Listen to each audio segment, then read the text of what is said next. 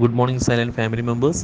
നമ്മളിന്ന് നോക്കുന്നത് ഡിസ്ഇല്യൂഷൻമെൻ്റ് ആണ്. കരിയർ ഡിസ്ഇല്യൂഷൻമെൻ്റ് എന്ന് പറയാറുണ്ട്, അതുപോലെ പ്രൊഫഷണൽ ഡിസ്ഇല്യൂഷൻമെൻ്റ് എന്ന് പറയാറുണ്ട്.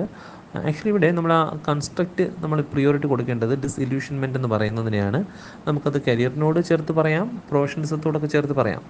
നമ്മൾ ഏതൊരു മേഖലയിൽ നമുക്കൊരു താല്പര്യം ഉണ്ടായിരിക്കും, നമുക്കത് നമ്മുടെ ഒരു പാഷനോട് ബന്ധപ്പെടുത്തിയായിരിക്കാം, അല്ലെങ്കിൽ ചിലപ്പോൾ നമുക്ക് ഉണ്ടാകുന്നൊരു ഫാൻറ്റസിയോട് ബന്ധപ്പെടുത്തിയായിരിക്കാം, നമുക്കുണ്ടാകുന്ന ഭയങ്കരമായൊരു ഭ്രമം, നമുക്ക് അമിതമായൊരു താല്പര്യം, ചിലപ്പോൾ അത് റിയാലിറ്റിയോട് ബന്ധപ്പെടണമെന്നില്ല, നമ്മുടെ ഫാൻറ്റസി ആയിരിക്കാം. അപ്പോൾ അങ്ങനെ ഉണ്ടാകുന്ന ഒരു താല്പര്യം നമുക്കൊരു മേഖലയിൽ ഉണ്ടായിരുന്ന, അല്ലെങ്കിൽ വളരെയേറെ നല്ലതാണ് എന്ന് നമ്മൾ വിചാരിച്ചിരുന്ന നമ്മുടെ ഒരു ബിലീഫ്സ് ഉണ്ടായിരുന്നു.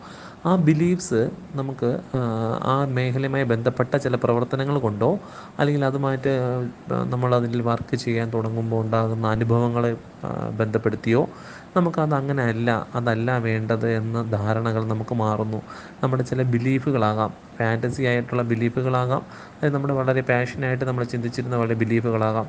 എന്നാൽ അതല്ല നമുക്ക് വേണ്ടത് എന്ന് നമ്മൾ തിരിച്ചറിയുന്നതാണ്, അല്ലെങ്കിൽ ആ ഇല്യൂഷൻ നമുക്ക് മാറുന്നതിനാണ് ഡിസ്ഇല്യൂഷൻമെൻ്റ് എന്ന് പറയുക.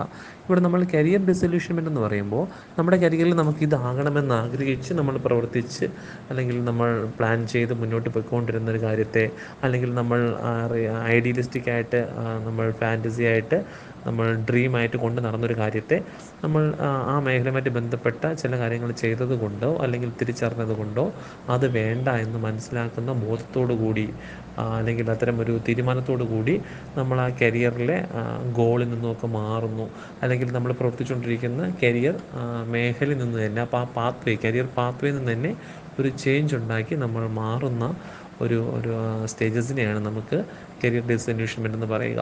ആക്ച്വലി ഇതിന് ഒരു എന്തൂസിയാസം, നമ്മുടെ ഒരു ഹാപ്പിനെസ്, എന്തൂസിയാസം, മോട്ടിവേഷൻ, ഇതൊക്കെ കുറഞ്ഞു വരുന്നത് കൊണ്ട് തന്നെയാണ് നമ്മൾ ആ ഒരു ഡിസ്ഇല്യൂഷൻമെൻ്റ് ഉണ്ടാകുന്നത്.